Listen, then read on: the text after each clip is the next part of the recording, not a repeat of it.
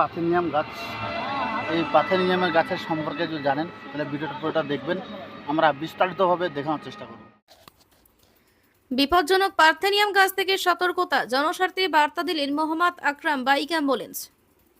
রাস্তার ধারে কিংবা ফাঁকা জমিতে যে সাদা ফুলওয়ালা সবুজ গাছ দেখা যায়, তা দেখতে যতই সাধারণ হোক না কেন, এই গাছটির আসল চেহারা কিন্তু ভয়ঙ্কর।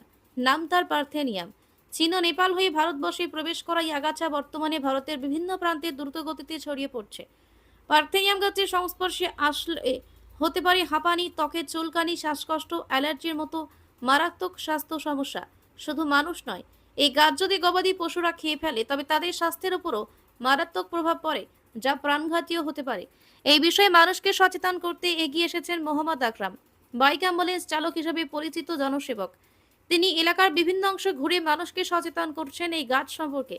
তার স্পষ্ট বার্তা, আপনার এলাকায় যদি পার্থেনিয়াম গাছ থেকে থাকে, আজই তা উপড়ে ফেলুন ও ধ্বংস করুন। ভবিষ্যৎ বিপদের হাত থেকে পরিবার ও সমাজকে রক্ষা করুন। জনস্বার্থে এই বার্তা ছড়িয়ে পড়া খুবই জরুরি।